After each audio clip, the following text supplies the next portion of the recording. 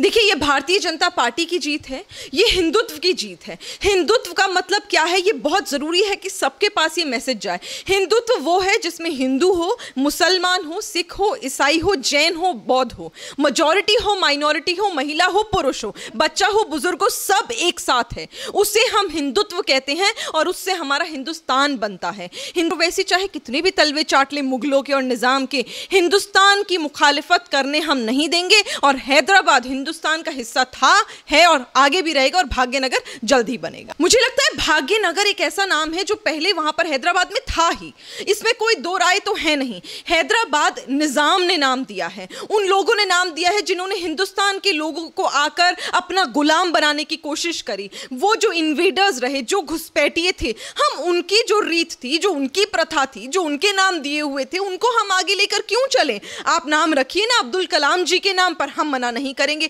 भाग्यनगर तो एक वो नाम है जो हैदराबाद डिजर्व करता है। आज नहीं तो कल हम वहां पर जो हैदराबाद का नाम है, जाहिर सी बात है, जाहिर तौर पर यह बात है कि भाग्यनगर हम रखेंगे, चेंज करेंगे और जनता इसको एक्सेप्ट करेगी। मैम, पहले तो आपके लिए बहुत बहुत बधाई, क्योंकि आपको दिल्ली प्रदेश का प्रवक्ता बना दिया गया है। और दूसरी तरफ में कि जहां पर हैदराबाद में जो बीजेपी ने इतना अच्छा प्रदर्शन किया है कि 4 से 44 पर जो आपकी जीत हुई है, मैम क्या कहना चाहोगे इसके लिए? देखिए, 4 से 44 की ये जो मैं कहूँगी हमारा तरक्की है, बहुत बड़ी रही है और बहुत ही ताकतवर तरीके से, बहुत ही हार्डवर्क से हम लोगों ने नगर निगम का चुनाव लड़ा है। ये दिखाता है कि भारतीय जनता पार्टी कितने अपने चुनाव को लेकर उत्सुक रहती है, जनता के विकास को लेकर उत्सुक रहती है और कितने हार्डवर्क के साथ हम लोग आगे बढ़ते हैं। और क्या हमारे दिमाग में जनता के लिए रहता है कि जनता के लिए काम करना है। आप देखिए, कभी आपने देखा कि नगर निगम के चुनाव के लिए किसी भी और पार्टी के मुख्यमंत्री गए हों, होम मिनिस्टर गए हों, हमारे राष्ट्रीय अध्यक्ष गए हों? आपने कभी देखा है कि किसी और पार्टी ने कभी इतनी मेहनत करी हो? ये भारतीय जनता पार्टी में होता है, जहां पर नड्डा जी जो हमारी भारतीय जनता पार्टी के राष्ट्रीय अध्यक्ष हैं, चाहे होम मिनिस्टर साहब हों, चाहे देवेंद्र फडणवीस यानी पूर्व मुख्यमंत्री हों महाराष्ट्र के, या फिर योगी आदित्यनाथ जी की लहर हो, वहां पर हर एक व्यक्ति था। यही जो जमीनी कार्यकर्ता की तरह हमारे नेता, बड़े दिग्गज नेता भी काम करते हैं और जनता के लिए काम करते हैं, यही हमने किया है। और यही वजह है कि 4 से 44 की जो दौड़ हमने लगाई है, आज भारतीय जनता पार्टी ने अपने आप को वहां पर स्थापित करा है और उस गढ़ में स्थापित करा है जहां पर ओवैसी जैसा व्यक्ति भारत माता की जय बोलने से कतराता है, हिंदुस्तान की मुखालिफत ऐसे करता है जैसे न जाने प्रसाद बांट रहा हो। और मैम, यहाँ पर यह भी है कि जिस तरीके की बात योगी आदित्यनाथ जी ने कही थी, उन्होंने कहा था कि अगर हमारी जीत हुई हैदराबाद में तो हम हैदराबाद का नाम बदलकर भाग्यनगर रख देंगे।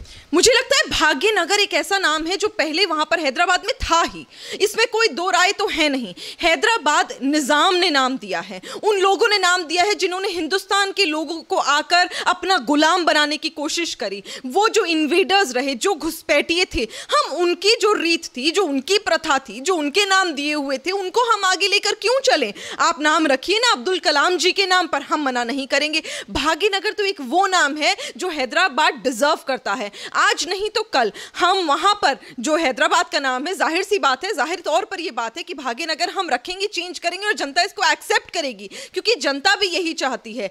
हमने एक ऐसी जगह अपने आप को स्थापित करा है जहां साउथ में सभी को पता है कि भारतीय जनता पार्टी कभी इतनी मजबूत थी ही नहीं। इतने सालों में इतनी मेहनत करके अगर हम आगे आए हैं ना, तो कहीं ना कहीं जनता का दिल हम जीत रहे हैं, क्योंकि 4 से 44 नंबर, 40 सीटें अधिक, और वो सीटें जहां पर मुश्किल सीटें रही और बताई भी गई। हमने ऐसा नहीं है कि गिनी चुनी सीटों पर चुनाव लड़ा है, हमने अपने आप को दिखाया तो सेक्युलर, पर हमने कहीं ना कहीं सांप्रदायिक तरीके से करा, जो वैसे करते हैं, कहते तो हैं सेक्युलर, पर उन सीट्स पर चुनाव लड़ते हैं जहां जहां बहुमत में मुसलमान हैं। तो आप लोग सेक्युलर अपने आप को किस बिना पर बोलते? तो ये जो जीत है ना, चाहे हम वहां पर अपने नगर निगम में हमारा मेयर नहीं होगा, पर ये जो जीत हुई है, यही एक बहुत बड़ी चीज है और जनता का प्यार और आशीर्वाद जो हमें मिला है, इसके लिए हम बहुत बहुत आभारी हैं। सोशल मीडिया पे इस तरीके की बात भी हो रही है, जिस तरीके की बात अब भाग्यनगर को लेकर हो रही है, तो लोगों ने यह भी कहा कि एक तरफ ये बीजेपी की जीत है और दूसरी तरफ ये हिंदुत्व की भी जीत है।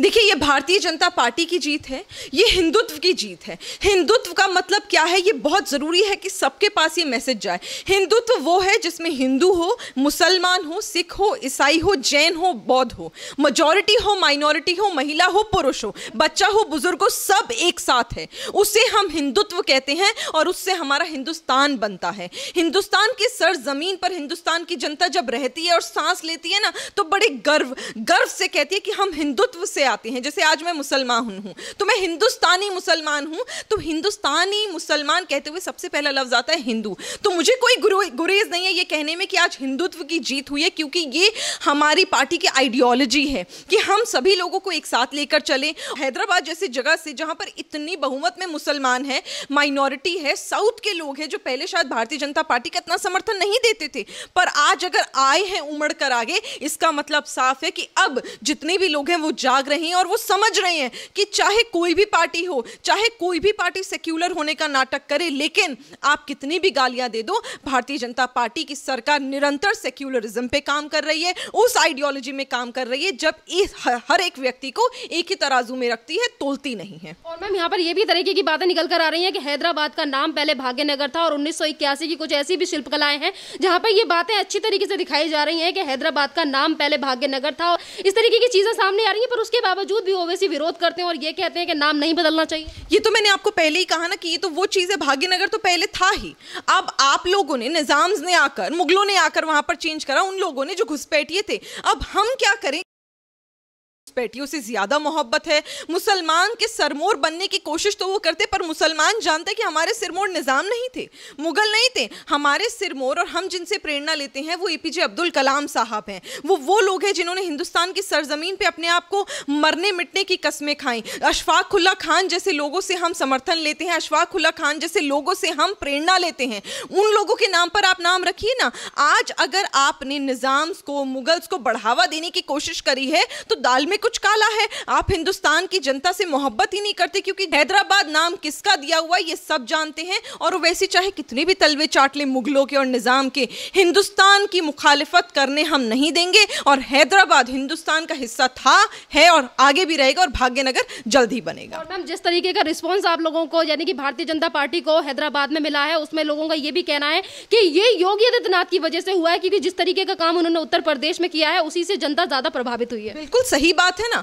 योगी जी तो एक ऐसी लहर के साथ चलते हैं, एक ऐसा ऑरा के साथ चलते हैं, जब जहां पांव रखते हैं ना, वहां जो ऑपोजिशन के लोग हैं उनके पैरों तले जमीन खिसक जाती है। और वो इसलिए खिसक जाती है क्योंकि जो बेंचमार्क योगी जी ने तय कर दिया है ना, जो बेंचमार्क दिखा दिया है योगी जी ने, ऐसा बेंचमार्क बाकी कोई और मुख्यमंत्री सेट नहीं कर पाया। सबसे बड़ी बात ये कि योगी जी ने अपने कार्यकाल में जितना विकास करा है उत्तर प्रदेश में, जहां पर गुंडा राज हुआ करता था, जहां पर महिलाओं को चलने में भी डर लगता था, रात को, आधी रात को कहीं आने जाने में हर एक व्यक्ति घबराता था, आज सभी को पता है कि योगी जी ने जिस तरीके से विकास की गति पर उत्तर प्रदेश की जनता को लाकर खड़ा किया है, उत्तर प्रदेश का जितना विकास किया है, चाहे अब आने वाली फिल्म सिटी, मतलब इतनी सारी चीजें हैं, ये बेंचमार्क कभी कोई टच कर ही नहीं पाएगा। इसलिए वो डरते हैं, वो घबराते हैं, और वो इस चीज से घबराते हैं कि कहीं जनता में जो मैसेज उत्तर प्रदेश में जा रहा है वो बाकी राज्यों में ना चला जाए, क्योंकि बाकी राज्य में जाकर सबकी वहां पर हार तय है और भारतीय जनता पार्टी का मुख्यमंत्री बनना तय है। मैम जैसे कि भाग्यनगर की हमने अभी बात की, तो भाग्यनगर को लेकर तो तमाम ऐसे लोग हैं जो कि गलत मैसेज लोगों को देने की कोशिश करते हैं और ये कहते हैं कि जो योगी आदित्यनाथ यानी कि उत्तर प्रदेश के जो मुख्यमंत्री हैं वो हिंदुओं से ज्यादा प्यार करते हैं, मुसलमान विरोधी हैं। इस तरीके की बातें भी सोशल मीडिया पर काफी ज्यादा घूम रही हैं मैम भाग्यनगर को लेकर। अभी उत्तर प्रदेश की बात कर लेते, क्योंकि उत्तर प्रदेश का ये कहा गया ना कि मुख्यमंत्री मुसलमान विरोधी और हिंदू के साथ है। मुझे बताओ कितने मुसलमानों का विरोध कर दिया? मैं एक मुसलमान हूं, भारतीय जनता पार्टी की प्रवक्ता हूं, मुझे बताइए कि क्या योगी आदित्यनाथ जी ने मेरे खिलाफ कोई प्रदर्शन किया है या मेरे खिलाफ कोई बात बोली है या किसी भी मुसलमान के खिलाफ बात बोली है? जितना विकास हुआ है, क्या पुलिस को यह बताया गया है कि अगर मुसलमान महिला जा रही है तो उसकी सुरक्षा का आप ख्याल मत रखिए, अगर हिंदू महिला जा रही है तो उसका धर्म और जाति पूछकर आप उसका ख्याल रखिए? ये कैसी ओछी बात है? कब तक आप लोगों को आज 21वीं सदी में भी हिंदू मुसलमान के नाम पर बांटते रहेंगे? योगी जी ने कोई ऐसा काम ही नहीं करा। उनके लिबास से पता चलता है कि वो एक भगवाधारी हैं, और भगवाधारी होने का मतलब ये है कि चाहे किसी भी धर्म या जाति की कोई भी महिला हो, चाहे कोई भी व्यक्ति हो, सबको उतना ही समर्थन, प्यार, मोहब्बत और सेफ्टी मिलेगी। अगर आप ऐसे जाति धर्मों में बांट रहे हैं ना, तो आपके गिरबान में कुछ गलत है और आप अपने गिरबान में आपको झांकने की जरूरत है। भाग्यनगर की मैं फिर से एक बार और क्वेश्चन पुट करूंगी कि जिस तरीके से भाग्यनगर को लेकर योगी आदित्यनाथ जी ने कहा था, उन्होंने कहा था कि अगर भाग्यनगर यहाँ का नाम हो जाएगा तो यहाँ पे और लोगों को उन्होंने भाग्य को रख के उन्होंने बात कही थी। और दूसरी तरफ हैदराबाद के लिए भी उन्होंने टिप्पणी की थी। तो आप इस तरीके का जो स्पष्टीकरण है वो किस तरीके से देना चाहोगे मैम? देखिए, भाग्यनगर एक ऐसा नाम है जो मुझे लगता है कि सबसे पहले भाग्य के ऊपर बात आती है। और बहुत जरूरी है कि अब साउथ में, हैदराबाद में जिन लोगों ने इतने कष्ट झेले हैं, आप भूल गए ग्रेटर हैदराबाद में आप लोगों ने जब फ्लड आया था तो आप लोगों की सरकारें, आप लोगों की पार्टी, आप लोगों के नेता ओवैसी साहब नींद में थे और तब भारतीय जनता पार्टी यानी केंद्र सरकार ने जाकर वहां मदद करी थी। क्या ये जनता ने नहीं देखा? आज भाग्य जागा है हैदराबाद की जनता का। वो 44 सीटों पे जितने भी लोग रहते हैं ना, उन सबका भाग्य जागा है, क्योंकि अब उन्होंने देखा है कि यहां पर धर्म और जाति देखे बगैर, जो मुसलमानों वाली बात थी, हैदराबाद में भी जाकर सेंट्रल गवर्नमेंट ने काम करा। फ्लड के समय जो सिरमौर बने फिरते हैं ओवैसी साहब, वो नींद में थे, वो गायब थे। और काम कौन कर रहा था? भारतीय जनता पार्टी के नेता, भारतीय जनता पार्टी के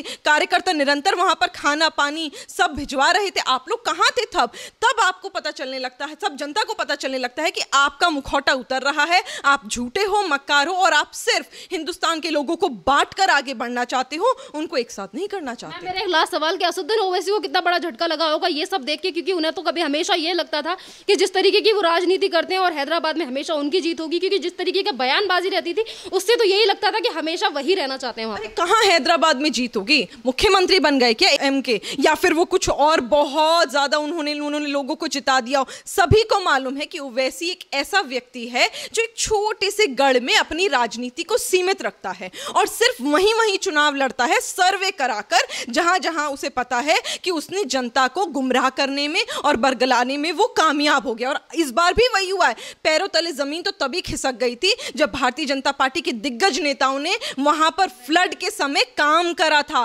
क्योंकि तभी ओवैसी को ये कहीं ना कहीं इशारा मिल गया था कि यहां भारतीय जनता पार्टी जब जनता के लिए काम कर रही है, जो भारतीय जनता पार्टी की नीयत रही है, तब ओवैसी फेल हुआ। तब जनता ने देखा कि जो व्यक्ति हमारे सिरमौर बने फिरते थे, हमारे लिए आकर बात करने की कोशिश करते थे, हमें बरगलाने की कोशिश करते थे, आज तो वो गायब हैं। आज हमारे साथ जो खड़ा है वो सिर्फ और सिर्फ भारतीय जनता पार्टी का कार्यकर्ता, और यही वजह है कि हमें वहां जीत मिली है। ओवैसी के पैरों तले जमीन आधी खिसक गई है, आधी खिसकने में कुछ और वक्त बाकी है। धन्यवाद मैम।